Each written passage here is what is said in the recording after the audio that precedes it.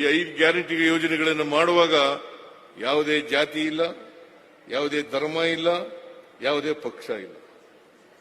ಎಲ್ಲ ಪಕ್ಷದ ಜನರಿಗೂ, ಎಲ್ಲ ಪಕ್ಷದಲ್ಲಿರ್ತಕ್ಕಂಥ ಬಡವರಿಗೂ, ಎಲ್ಲ ಧರ್ಮದಲ್ಲಿರ್ತಕ್ಕಂಥ ಬಡವರಿಗೂ, ಎಲ್ಲ ಜಾತಿಯಲ್ಲಿರ್ತಕ್ಕಂಥ ಬಡವರಿಗೂ ಈ ಕಾರ್ಯಕ್ರಮಗಳನ್ನು ಜಾರಿ ಮಾಡಿದ್ದೇವೆ.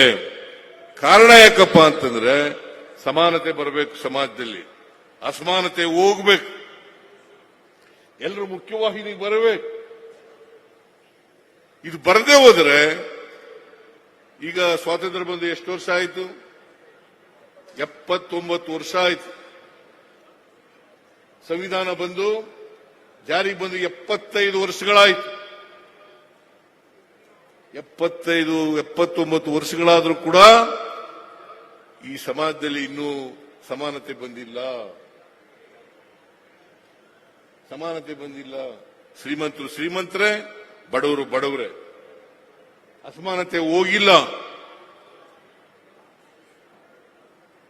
ಯಾಕೆ ಗೊತ್ತಾ ಅಸಮಾನತೆ ಹೋಗಿಲ್ಲ ಅಂತಂದ್ರೆ, ಇನ್ನೂ ಗಟ್ಟಿಯಾಗಿ ಯಾಕೆ ಉಳ್ಕೊಂಡಿದೆ ಅಂತಂದ್ರೆ, ನಮ್ಮ ಸಾಮಾಜಿಕ ವ್ಯವಸ್ಥೆಯಲ್ಲಿ ಜಾತಿ ವ್ಯವಸ್ಥೆ ಇದೆಯಲ್ಲ, ಈ ಜಾತಿ ವ್ಯವಸ್ಥೆಯ ಕಾರಣಕ್ಕೋಸ್ಕರ ಸಮಾನ ಅವಕಾಶ ಸಿಗದೇ ಇದರಿಂದ ಈ ಸಮಾನತೆ ಬರಲಿಕ್ಕೆ ಸಾಧ್ಯ ಆಗಿಲ್ಲ.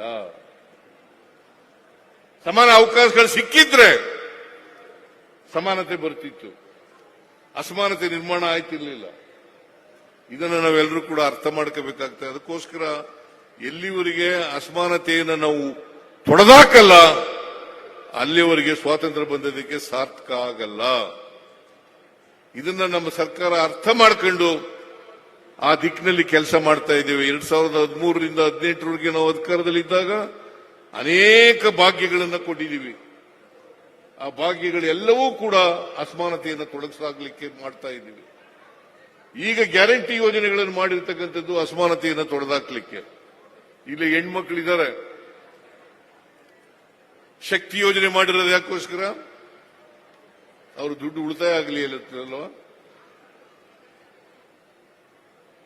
ಇದು ವೇಸ್ಟ್ ಅಂತ ಕೆಲವರು ಮಾತಾಡ್ತಾ ಇದ್ದಾರೆ.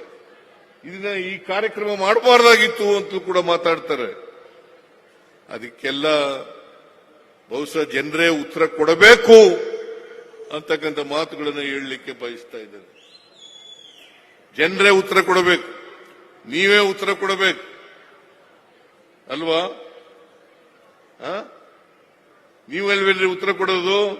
ಯಾರು ಈ ಕಾರ್ಯಕ್ರಮಗಳನ್ನು ಮಾಡಬಾರದು ಅಂತ ಇದ್ದಾರೆ, ಇದು ವೇಸ್ಟು ಅಂತ ಇದ್ದಾರೆ. ನಾವು ದಡ್ರ? 1 ಲಕ್ಷಕ್ಕೂ ಹೆಚ್ಚು ಕೋಟಿ ರೂಪಾಯಿಗಳನ್ನ ಖರ್ಚು ಮಾಡೋದು ಅಂತಂದ್ರೆ ಸಮಾನತೆಯನ್ನು ತರಬೇಕು ಅನ್ನೋ ಕಾರಣಕ್ಕೋಸ್ಕರವಾಗಿ ಪ್ರಯತ್ನವನ್ನು ಮಾಡ್ತಾರೆ.